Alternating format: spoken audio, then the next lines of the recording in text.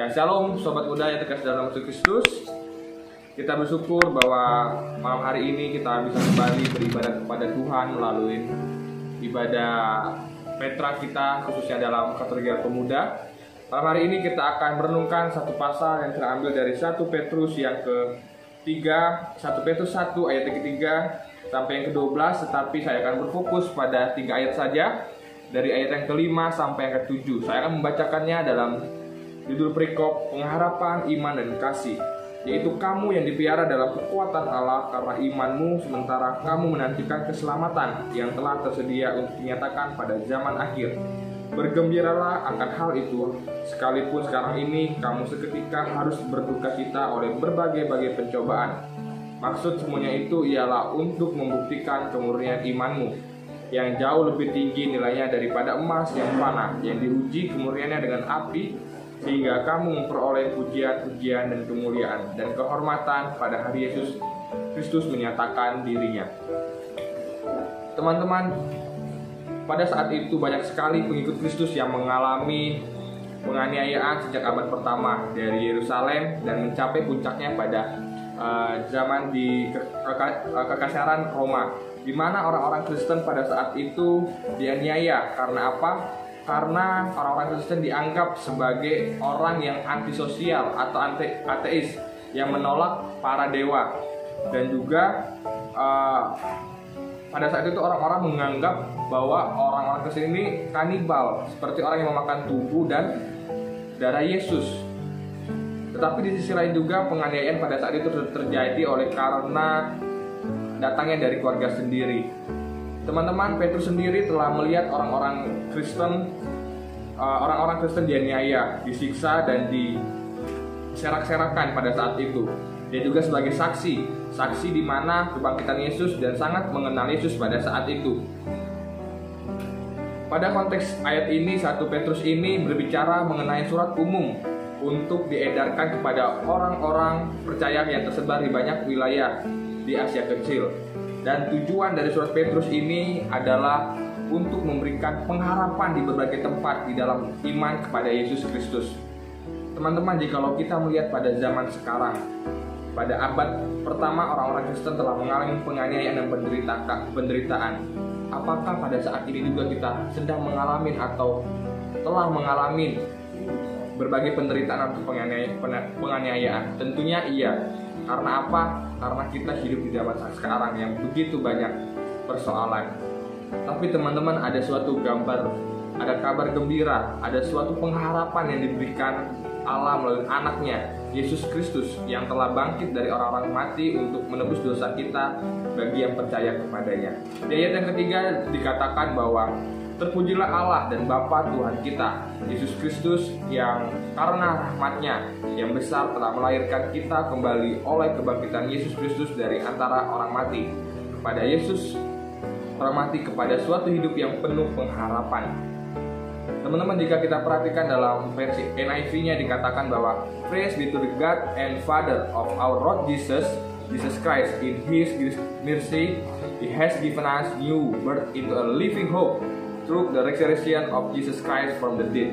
Di sini kita melihat bahwa ada suatu kata bahwa di sini He has given us, dikatakan bahwa dilahirkan kembali, merupakan tindakan Roh Kudus, di mana tindakan Roh Kudus ini merupakan suatu kelahiran rohani.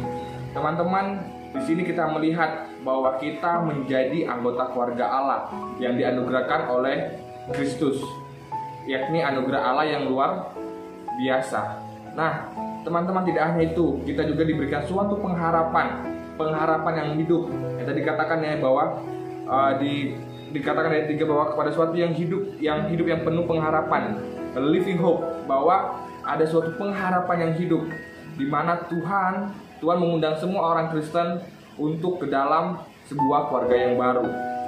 Sebuah keluarga yang baru yang memiliki identitas, harapan yang baru akan sebuah dunia yang dilahirkan kembali oleh kasih Allah saat Yesus kembali sebagai Raja. Tetapi teman-teman, jika kita perhatikan bahwa tadi kita katakan bahwa Tuhan telah memberikan pengharapan kepada kita, Tuhan telah memberikan suatu sukacita kepada kita, kegembiraan. Tetapi ada sebuah kontras di mana sering kali kita bertanya ketika kita mendapatkan penderitaan atau pergumulan atau pencobaan, mengapa jika Tuhan telah memberikan pengharapan kepada kita, mengapa masih harus ada penderitaan, mengapa masih harus ada penganiayaan, seolah-olah memberikan harapan palsu bagi kita. Sebuah kontras yang akan sulit kita terima tentu. Sebagai anak muda saat ini mungkin kita banyak kegagalan, baik itu di dalam perkuliahan kita, di dalam pekerjaan kita, ataupun di dalam kecemasan kita terhadap masa depan kita.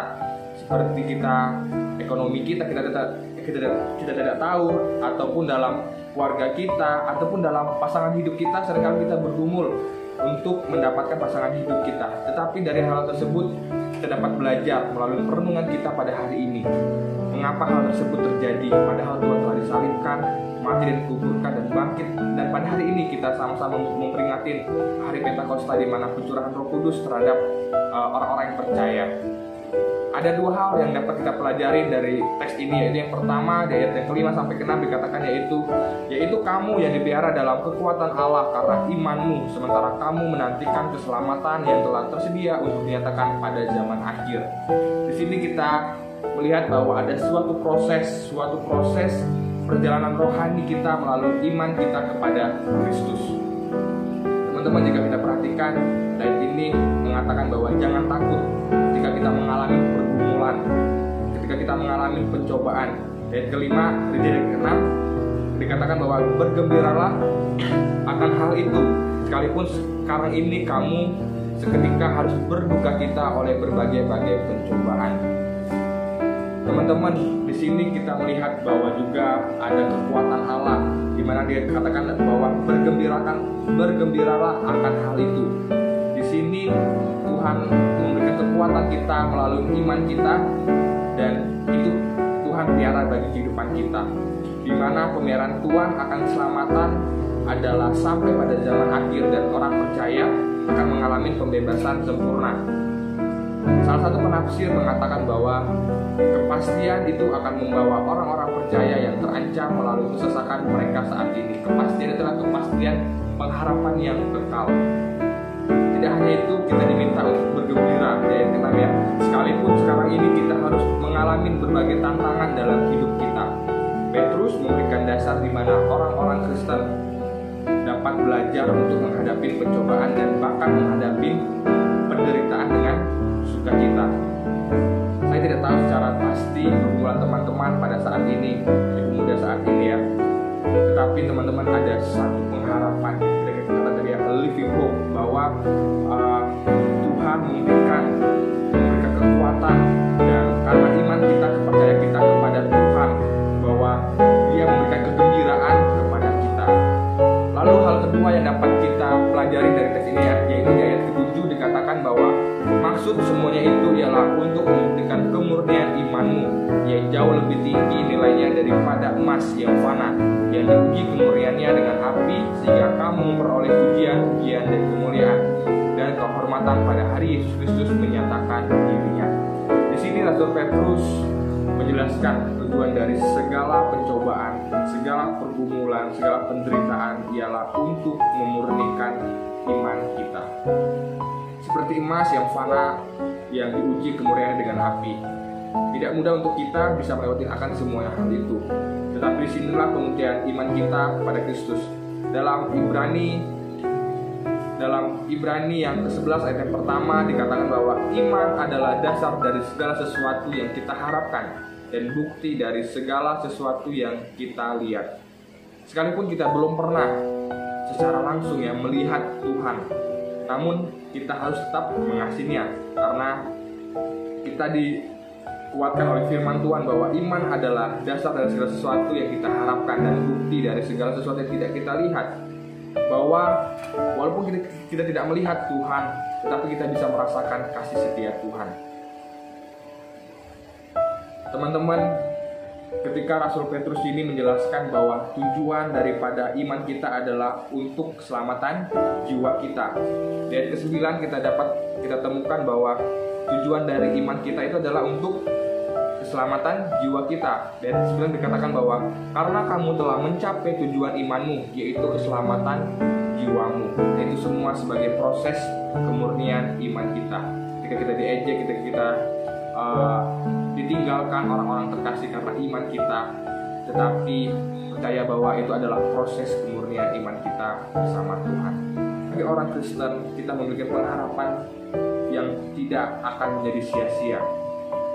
Maka orang-orang Kristen dan haruslah kita tetap menyadari bahwa ada suatu pengharapan keselamatan yang telah dianugerahkan oleh Allah melalui Yesus Kristus kepada kita, dan kita adalah pewaris harta ilahi dari surga. Jika kemuliaan keselamatan yang begitu luar biasa sehingga diselidiki oleh para nabi dan dinanti-nantikan para malaikat akan diterima oleh orang Kristen, maka tetaplah bersukacita, teguh dan setia di dalam segala pencobaan iman, serta melayani memuliakan Allah, karena upah yang dijanjikannya pasti akan diterima pada masanya. Dan teman-teman yang dikasihi di dalam Yesus Kristus, dalam kehidupan kita masing-masing, bukankah ada suatu pergumulan yang harus kita lewati? Ada suatu pencobaan, bahkan penderitaan yang harus kita lewati. Tetapi hal tersebut tidak mengurangi ataupun menghilangkan sukacita kita untuk melayani Tuhan, karena kita memiliki pengharapan yang hidup, living hope, dan Tuhan selalu ada untuk memurnikan iman kita. Saya percaya teman-teman yang hadir pada malam hari ini akan menerima dan terus akan bertumbuh di dalam Tuhan. Ingat, pengharapan orang Kristen itu hidup, living hope, dan janganlah engkau gentar akan pergumulanmu, tetapi bersukacitalah dalam pengharapan kepada Tuhan, karena itu proses untuk